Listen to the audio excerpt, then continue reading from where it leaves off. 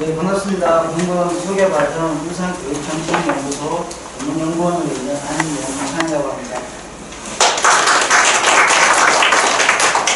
제가 올해 과제를 크게 두 가지를 했습니다. 그 중에 하나가 마을교육 공동센터 확산 방안 연구라는 주제로 이제 시작을 했고요. 저와 함께 이 연구를 같이 해주시는 분은 지금 저희 권단환 박사님, 네, 부산대학교 교육학과에 있는 권단환 박사님,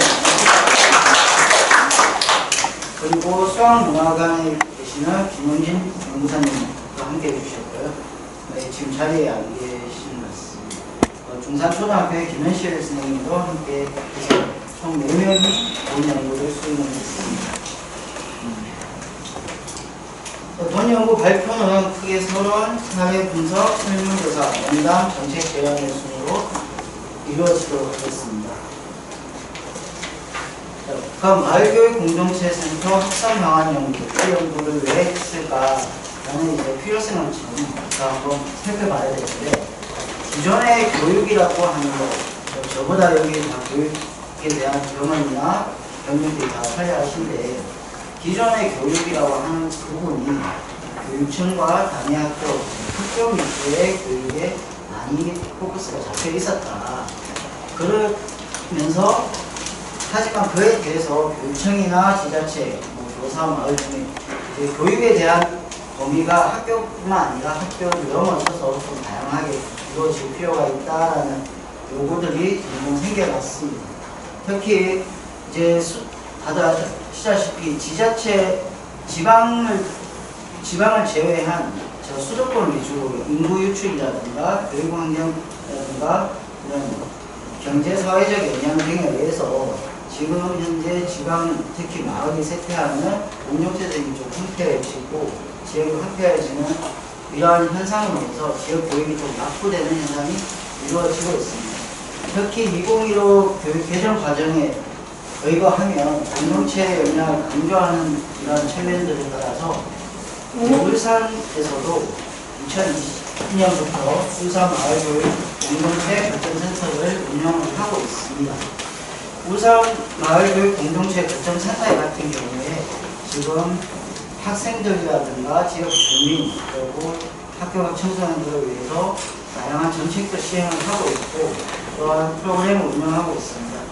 일체험이라든가 학교와 연관해서 자기 교육 프로그램을 시행한다든가 이런 다양한 계획을 하고 있고 지금 중앙정부로부터도 좋은 평가를 많이 받고는 있습니다.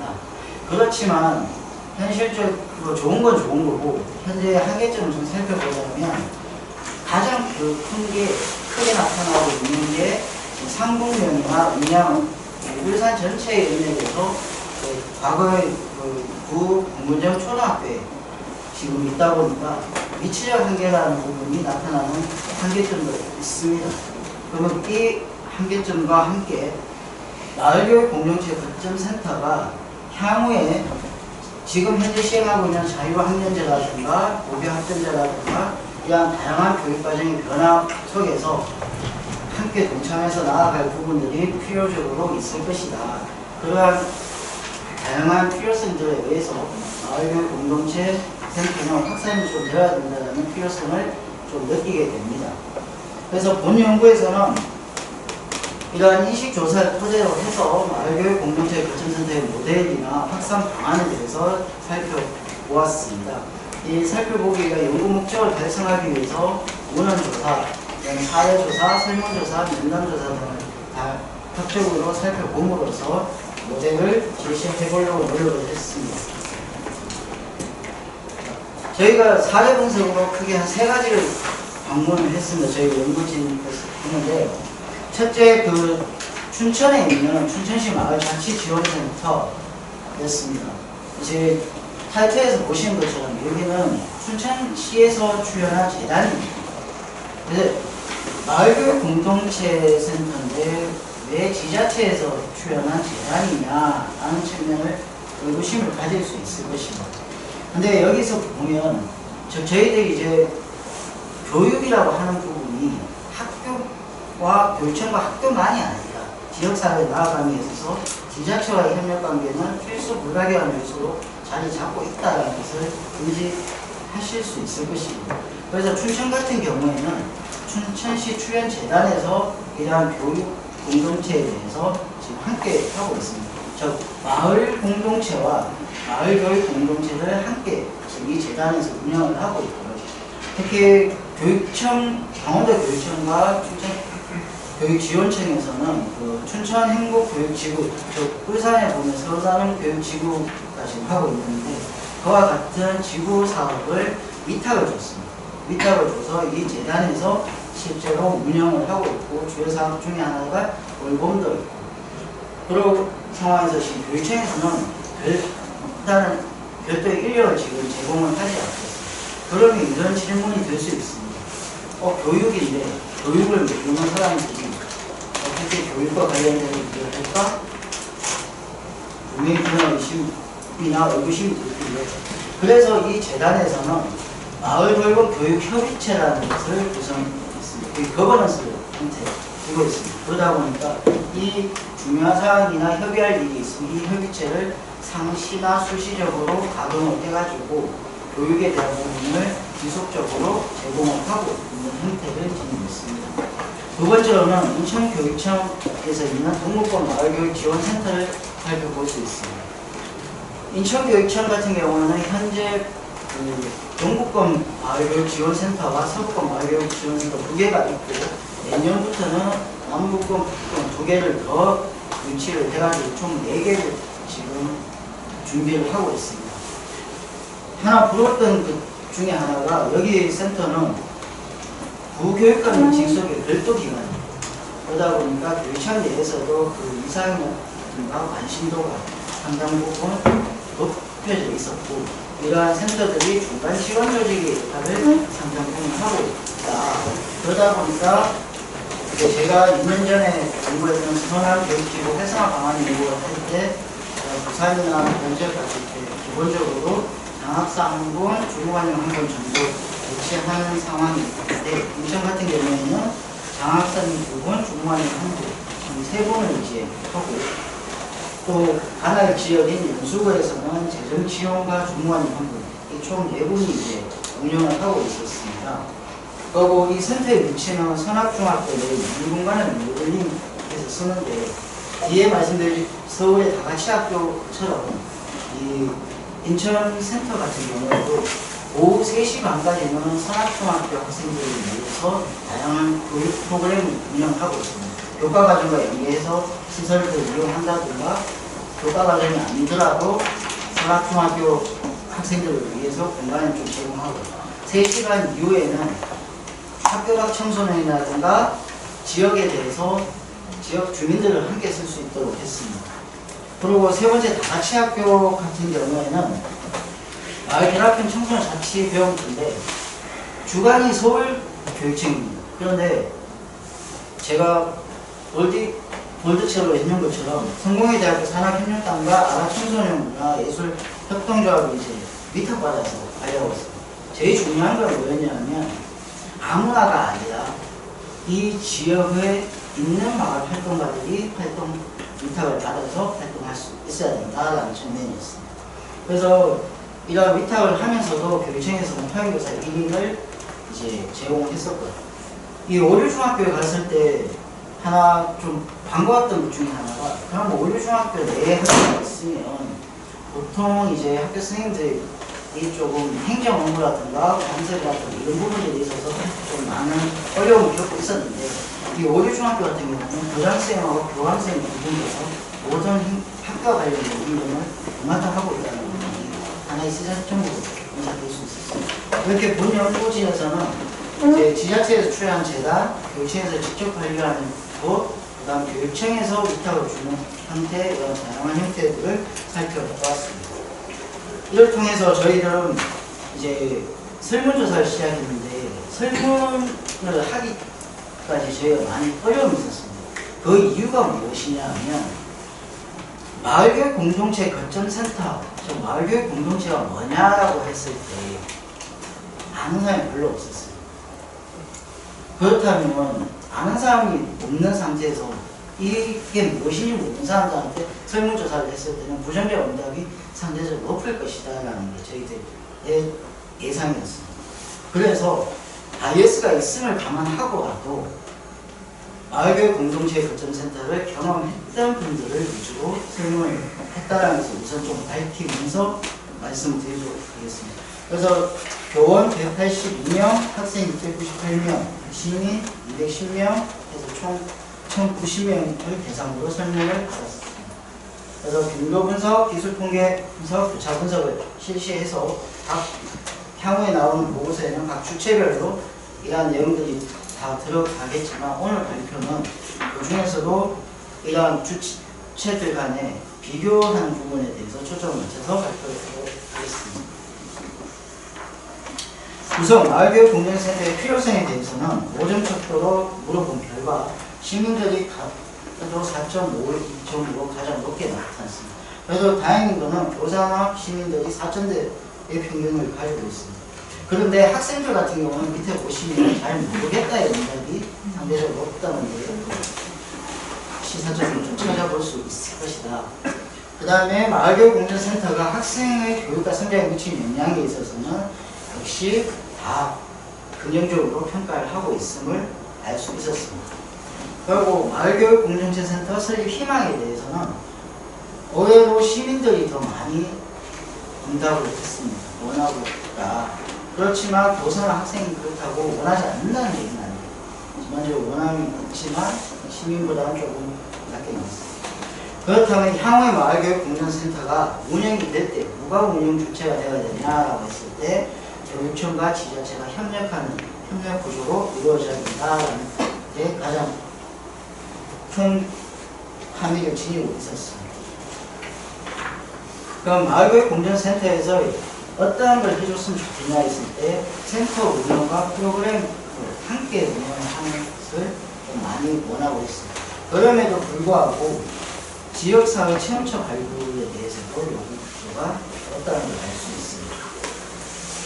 마을교육 공동센터 활성화를 위한 선행 정책에 있어서 저희들이 이런 부분들에 대해서 쭉 5점 축도를 물어봤고 이 중에서도 교사들은 마을교육 공동센터의 프로그램을 좀 다양하게 근데 그냥 프로그램이 아니라 교육과정과 연계된 프로그램을 좀 다양하게 해달라. 반면에 시민들은 센터 내 각종 인프라에 대해서 좀 원함이 있었습니다. 그런 반면에 교사와 시민 모두 마을교육 공동센터에 대해서 본청에서 이제 관련 발을 만드는 것에 대해서는 생각보다 낮은 지지도가 있었습니다. 교육청에서 어떤 역할을 좀 했으면 좋겠냐, 저희가 총 14가지 항목을 가지고 조사한 결과 이제 인적 네트워크 형성, 그 다음에 다양한 마을교육 공동체 센터를 좀 구축해 달라 라는 이 두 가지 측면이 높게 나타나고 있음을 알 수 있습니다.